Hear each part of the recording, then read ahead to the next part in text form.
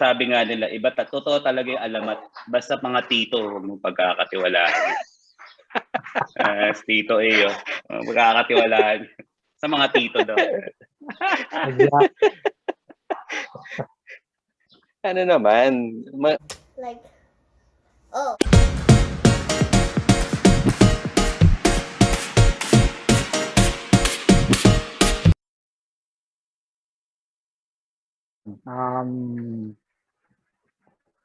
When did you start cycling? Or why did you start cycling? Tsaka, are you still doing it until now? Anybody can start. I'll start. Very brief history lang for me. Well, I learned how to bike back when I was a kid. Uso pa ng dati mga BMX, yung mga PK rito. I don't know if you guys are familiar with that. But that was, 1 year, less than a year. Nakawan natin sa bahay. And then that's one of those na natangan. So that was a very, very brief history. And then it just resurfaced recently. It's just been encouraging me. There are a couple of friends who are encouraging me to do it even before pandemic hit. And then suddenly I just decided this year. I actually asked Ace to give me an orientation back in November, no? November ba? December? It was before Christmas. Give me an orientation. He took me to Nuvali, riding a mountain bike. He was in his road bike. Then I felt like when I started doing the mountain bike, parang, alam mo na-miss mo. So, totoo nga yung sinasabi nila yung parang when you ride the bike, once you've learned it, parang it's muscle memory. So I started enjoying it. I decided back in January to try it. It was a bit of a negotiation with the wife. A lot of it is because we had a friend who passed away because of that. Parang may trauma, at least even for me. But I realized I'm doing this for myself. While I'm doing it,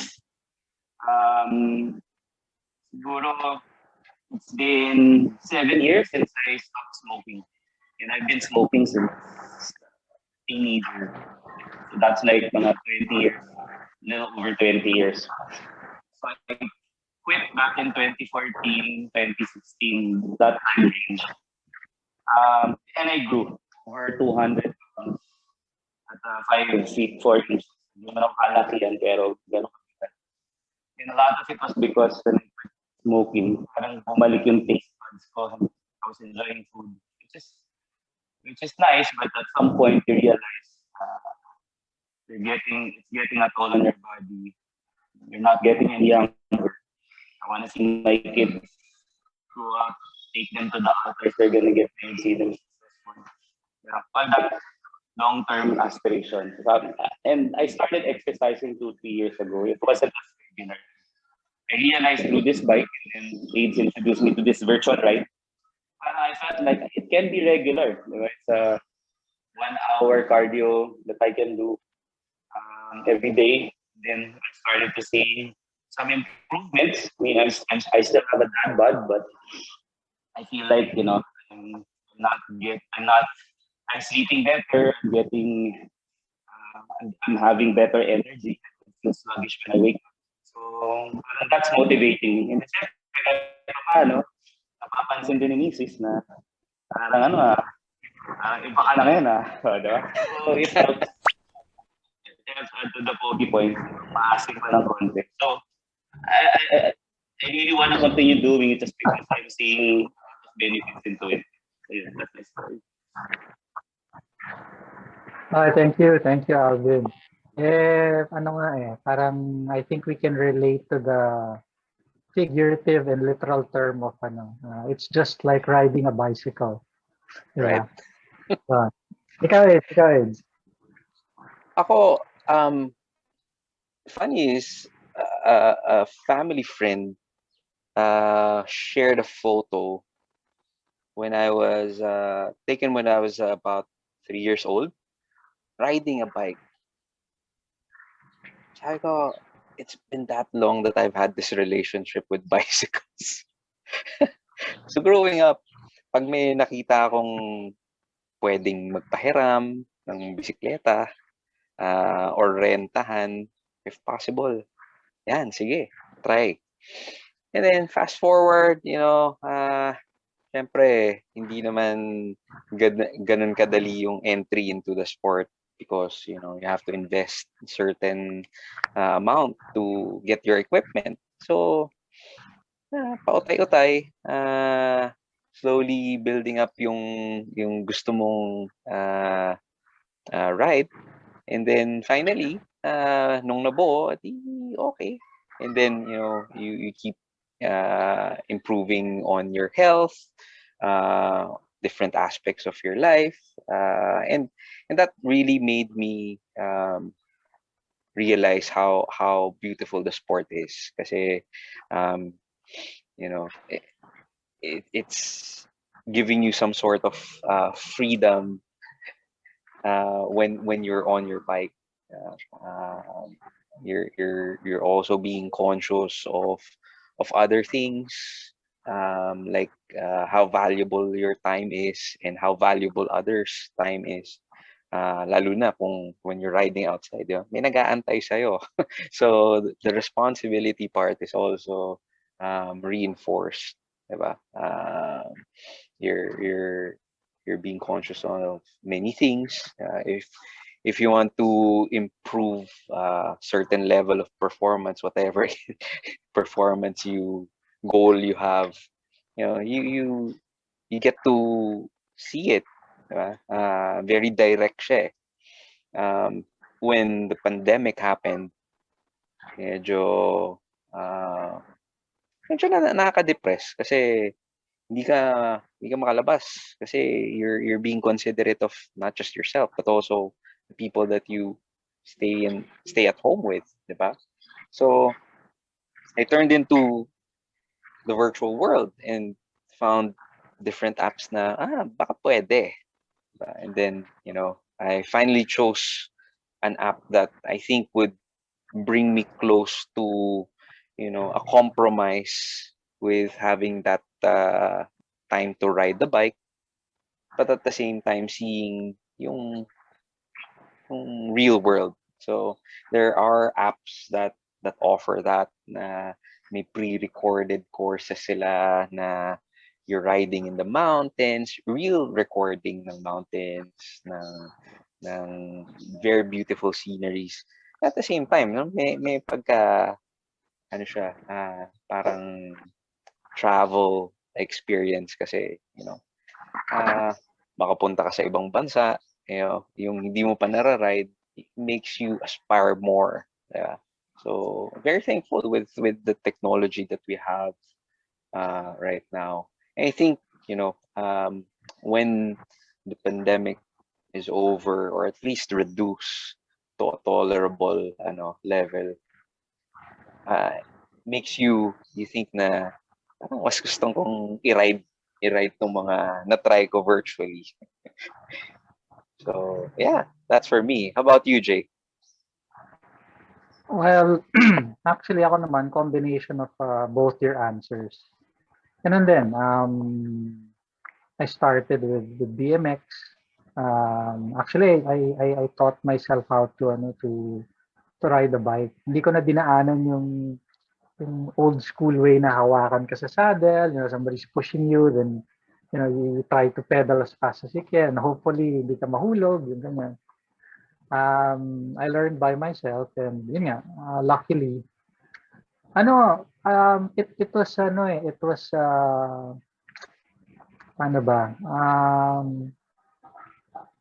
Yun nga, it's that feeling of freedom na you can go to places na usually napupuntahan mo by either walking lang or taking a trike or a car, ganyan. Pero hindi siya, of course, when I started, ano pa lang yun, that was tipong from here to school or here to a friend's house, ganyan. So hindi pa talaga ganun kalawak yung nababiyahe ko. But eventually, when I started using mountain bikes naman kasi si daddy may mountain bike. So, I used to borrow his mountain bike. Yun, medyo mahaba na yung distances. Tapos, you get to meet friends who are riding also. Tapos,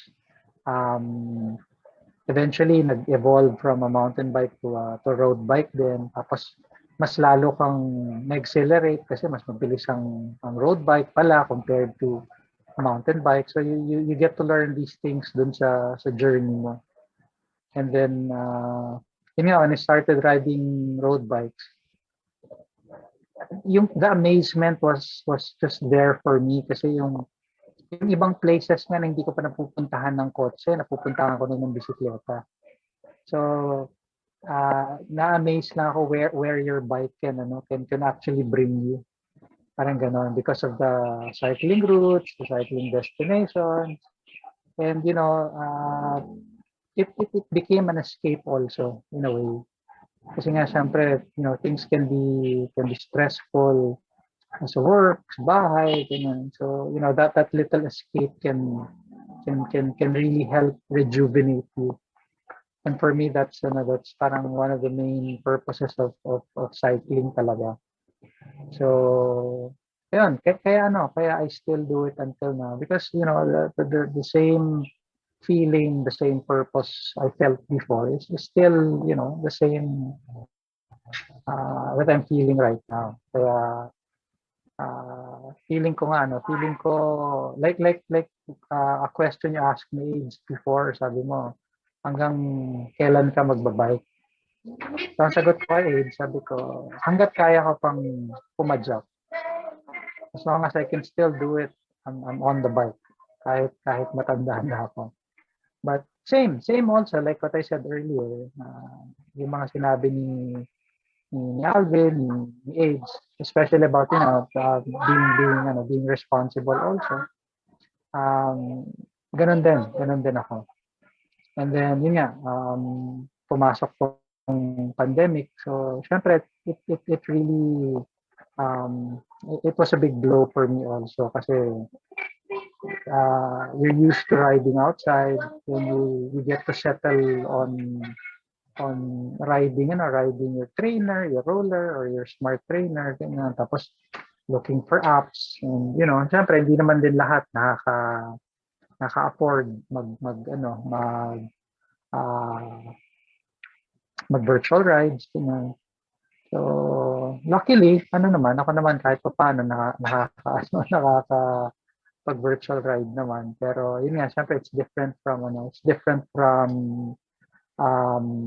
do you call this, from the actual one. But it helps talaga na meron kang kasabay, meron kang kausap, meron kang course na sinusunod. Kasi if you just do it, while listening to music or watching your favorite movie mo or mga telenovelas mo, it's different eh. Kasi wala talagang goal eh. Your goal is to finish one to 3 episodes.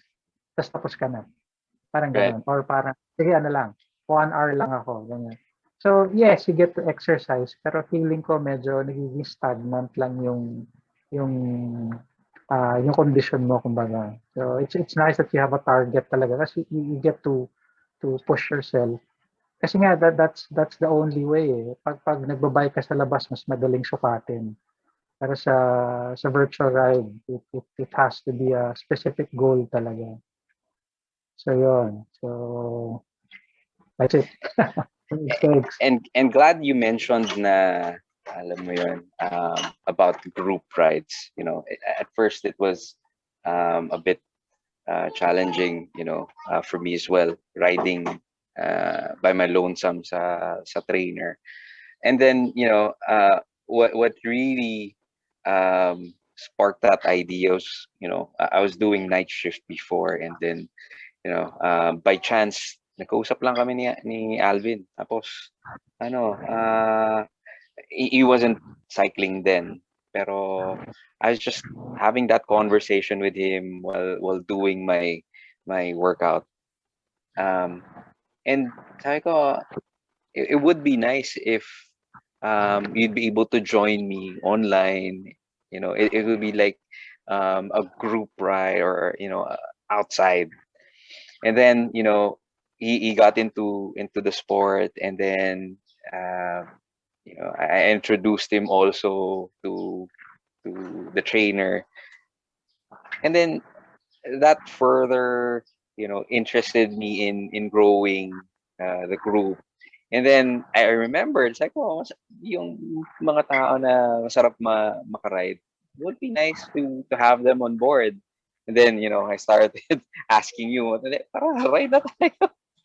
Para naman tayo nagte-trainer. Would be nice to grow this community, and here we are, right? Would be good to also have other people join us in one of our rides. Yeah. I remember back then when Abe was doing his night shift routines. Ang sport ko nun, Jay, may hawak akong baso ng whiskey. Kasi kwentuhan lang kami. Basta nag-exercise ako. Pampatulog naman ako. Wind down na ako. That's where it started. Actually, ito yung Alvin, ito yung isa sa mga fun things about cycling. Siyempre, when you ride with a group, you get to, tell stories while you're riding. Tapos, ang nakakamiss yung friendly banter nyo sa isa't isa. Diba? And if you can do that here sa virtual ride, mas masaya eh. Kahit na laspag ka dun sa course or dun sa ride. Right. At hindi mo mawawala eh.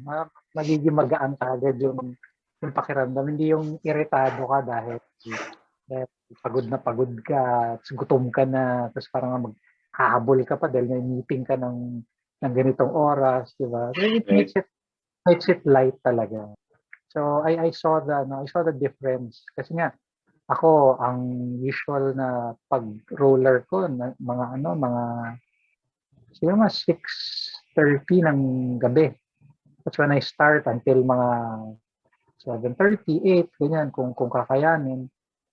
So, parang, it got a little boring. So, kaya nung nagulat ako nung sinabi ni AIDS na pwede pala akong pwede ako mag-roller sa Ruby. Ayun na. That's the end. Kumbaga. So, salamat. At na-meet ko rin si Alvin. So, double blessings ko. Yeah, same here. Actually, I agree with the bantering. Pero sabi nga nila, totoo talaga yung alamat. Basta mga tito, huwag mong pagkakatiwalaan. Tito pagkakatiwalaan. Sa mga tito daw. Ano naman, maganda naman yung ending lagi kapag naimbitahan ka. Pwede din pala yun sa digital, no? Akala ko kasi nung nag-ride kami ni Abe sa labas, doon lang yun, para kasi sa ulado na niya yung mga course na pupuntahan namin, trail na pupunta. Pwede din pala yan sa Ruby, no? Pwede ka pa rin talagang budulin. Oo, lalo sa pag-sarano ka na. Isa lang naman yung nagturo sa akin yan eh. Di ba, Jay? Teacher. Yeah. Ano lang ako, student. Nag-surpass na yung teacher.